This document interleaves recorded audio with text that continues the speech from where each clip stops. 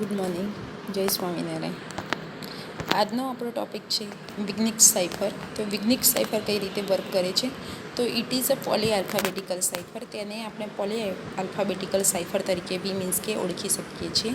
Four વિગ્નિક cipher use a turbula recta in which each row of the table correspond to a cashier cipher. The first row is a shift of O, the second is a shift of 1 and the last is a shift of 25. એટલે કે જે means કે આપણી જે 1 by 1 કે એકની જગ્યાએ 0ની જગ્યાએ તમે 1 લખી શકો છો, 1ની જગ્યાએ મીન્સ કે સેકન્ડ નંબર શિફ્ટ કરી શકો છો. એ રીતે મીન્સ કે લાસ્ટમાં તમે જે આલ્ફાબેટિકલ વર્ડ્સ છે 25 સુધી મીન્સ કે તમે શિફ્ટ એને કરી શકો છો. ધ વિગ્નેક cipher use this table together with a keyword to encipher a message. તો અહીંયા તમે જોઈ શકો છો કે 1 બાય 1 કે ઉપર ABCD આપેલું છે.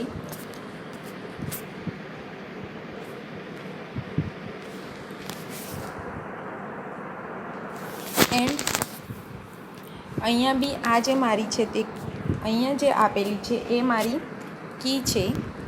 અહીંયા જે આપેલું છે એ મારી કી છે. આ જે ઉપર ABCD લખેલું છે એ મારું પ્લેન ટેક્સ્ટ છે.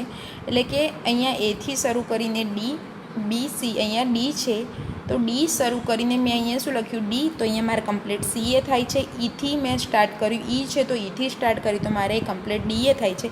એ જ રીતે નેક્સ્ટ તમારે ઝેડ છે તો ઝેડથી સ્ટાર્ટ કર્યું તો મીન્સ કે તમે વાય મીન્સ કે કમ્પ્લીટ થાય છે. તો મીન્સ કે આ ટેબલની અંદર 26/26 મેટ્રિક્સ જે વર્ડ છે એ ટેબલની અંદર જ મીન્સ કે રિપીટેશન થાય છે. એટલે કે એકની જગ્યાએ 0ની જગ્યાએ તમે 1 લખી શકો છો, 1ની જગ્યાએ તમે 2. એટલે કે 1 મીન્સ કે જે વર્ડ્સ છે એને શિફ્ટ કરીને મીન્સ કે તમારે 26/ની જે મેટ્રિક્સ છે એ કમ્પ્લીટ કરવાની રહે છે. Continue two encrypt a message using the Vignex cipher. You first need to choose a keyword. For each plain text letter, find the letter down the left hand side of the tabula recta. You take the corresponding letter from the key string and find this across the top of the tabula recta. Where these two lines cross in the table is the ciphertext letter you use. એટલે કે means કે તમે કોઈ plain text લો છો એના related means કે તમે કોઈ કી લો છો આલ્ફાબેટિકલમાંથી, તો મીન્સ કે એની એક રો અને કોલમમાંથી ફાઇન્ડ કરીને જે મીન્સ કે સેન્ટરમાં જે નંબર આવતો હોય છે, જે સેન્ટરમાં જે નંબર આવે છે એને તમે સાઇફર ટેક્સ્ટ કહી શકો છો. એ મીન્સ કે તમારે એ વર્ડ્સની નીચે મીન્સ કે લખવાનું રહે છે. તો અહીંયા સિમ્પલ અહીંયા જે મીન્સ કે મેસેજ આપેલો છે થિંકિંગ બિટુટા એન્ડ કીવર્ડ મેં લીધેલો છે. તો સિમ્પલ એક્ઝામ્પલ પ્લેન ટેક્સ્ટનું તો અહીંયા હું તમને સમજાવું. અહીંયા જે પ્લેન ટેક્સ્ટ લીધેલી છે એની જગ્યાએ હું તમને પ્લેન ટેક્સ્ટ ગીવ મનીનું લઉં છું.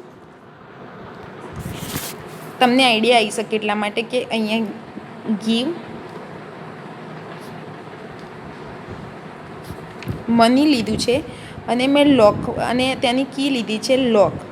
એટલે કે મીન્સ કે અહીંયા જે ગીવ મનીના છે 9 વર્ડ્સ થયેલા છે અને લોક છે તે 4 વર્ડ્સનું છે. તો ફરીથી એમથી મનીની નીચે હું કઈ કી લખી શકું, તો ફરીથી એ લોકને મારે રિપીટ કરવાની રહે છે.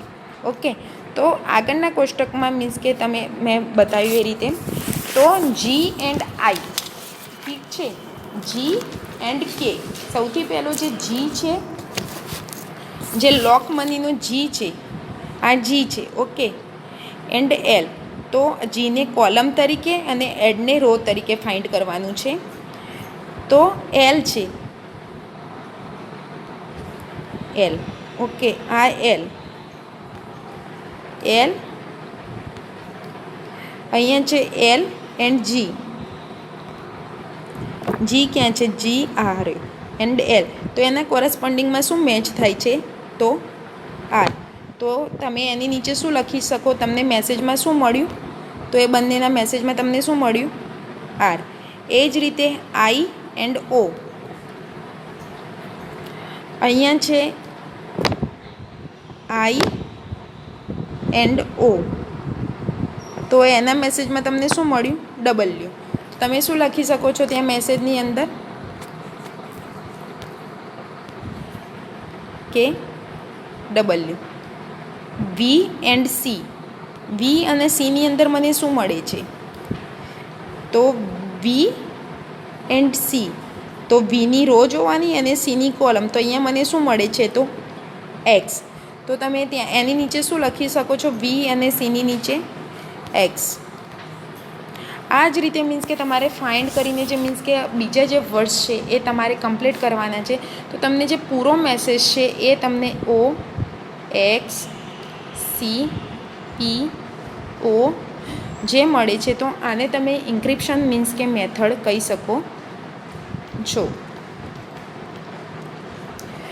તો આ જે વિગ્નિક સાઇફરની છે આ ઇન્ક્રિપ્શન મેથડ થઈ. તો હવે ડિક્રિપ્શન મેથડ કઈ રીતે યુઝ કરવાની હોય છે? તો ઇન્ક્રિપ્શન મેથડની અંદર તમે રો એન્ડ કોલમ બંનેને જે સેન્ટરમાં જે મેસેજ આવે છે એ તમે વર્ડ્સ લખો છો. જ્યારે ડિક્રિપ્શનની અંદર તમારે સિમ્પલ જે આ જે પ્લેન ટેક્સ્ટ છે એનું મીન્સ કે તમારે રો ડિફાઇન કરીને કઈ કોલમની અંદર એ વર્ડ્સ આપેલો છે એ તમારે મીન્સ કે લખવાનો રહે છે.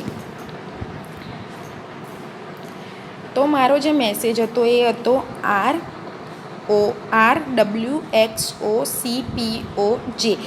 એ જે હતી એ મારી પ્લેન ટેક્સ્ટ લઉં છું ડિક્રિપ્શનની અંદર, અને કી છે એ હું લોક જ લઉં છું. તો હવે મારે જે લોક છે તે લોકમાં મારે શું કરવાનું છે કે એલ આપેલું છે. ઓકે, તો આરની નીચે સૌથી પહેલાં શું આપેલું હશે મારે? અહીંયા આ જે આર છે એ ડિક્રિપ્શન મેથડની અંદર મેં અહીંયા કીવર્ડ લોક લીધેલું છે. તો એને હું ફરીથી ડિફાઇન કરું છું. તો ખાલી મારે જે લોક છે એની રોજ મારે ખાલી ફાઇન્ડ કરવાની છે. ઓકે, તો એલ છે તો એલ એન્ડ આર. તો એલની રોમાં આર કઈ સાઈડ છે એ મારે ચેક કરવાનું. તો કઈ કોલમની અંદર છે? તો હા એલ છે, બરાબર. તો એલની જગ્યાએ અહીંયા આર આપેલો છે. ઓકે, તો કઈ રોમાં છે? તો જી. તો અહીંયા હું શું લખીશ કે જી. ઓ and W,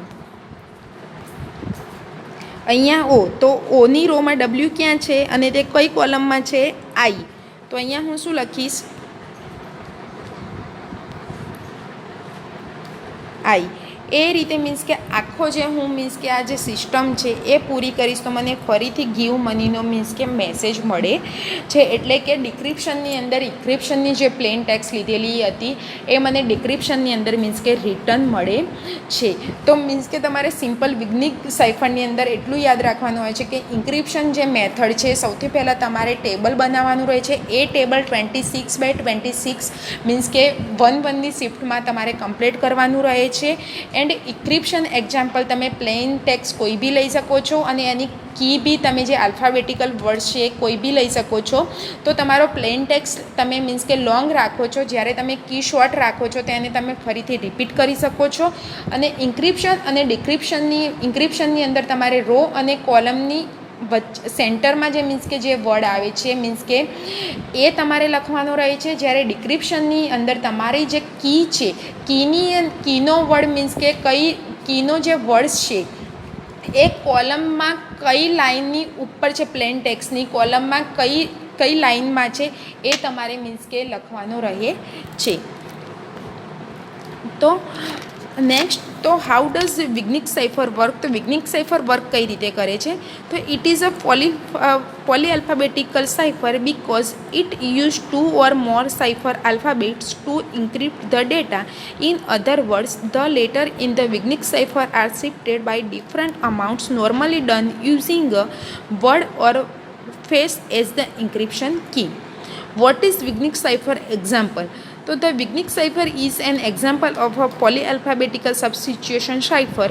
A polyalphabetical substitution cipher is similar to a monoalphabetical substitution except that the cipher alphabetical is changed periodically while enciphering the message. He uses a table known as the Vignic square to encrypt encipher message.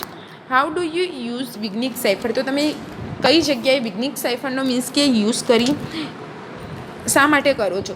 તો to encrypt message using the વિગ્નિક cipher you first need to choose a keyword or key phrase. You then repeat this keyword keyword over and over until it is the same length as the plain text. This is called the key string. Now for each plain text letter you find the letter down the left hand side of the turbula recta. એટલે કે means કે એક keyword means કે તમારે સૌથી પહેલાં આની અંદર વિગ્નિક સાઇફરની અંદર કોઈ કીવર્ડ્સ મીન્સ કે પ્લેન ટેક્સ્ટ લેવાનું રહે છે અને એની અંદર કોઈ કીવર્ડ લેવાનું રહે છે. તો કીવર્ડ છે તમે પ્લેન ટેક્સ્ટની અંદર ફરીથી રિપીટ કરી શકો છો અને જે બંનેની સેન્ટરમાં જે ટર્બ્યુલા રેક્ટા આવે છે તેને આપણે સાઇફર ટેક્સ્ટ તરીકે મીન્સ કે ઓળખીએ છીએ. એ સાઇફર ટેક્સ્ટ જે ટર્બ્યુલા રેક્ટા છે એ તમારે મીન્સ કે એ જે પ્લેન ટેક્સ્ટ અને કીવર્ડનો જે મીન્સ કે તમે ફાઇન્ડ કરો છો એ લખવાનો મીન્સ કે રહે છે. તો અસાઇનમેન્ટની અંદર આજે તમારે એક્સપ્લેન વિગ્નિક સાઇફર વિશે સમજાવવાનું છે. એન્ડ મેં હેન્ડ રિટન બી મીન્સ કે આ જે પીપીટી છે વિગ્નિક સાઇફરની એ મેં મૂકેલી છે.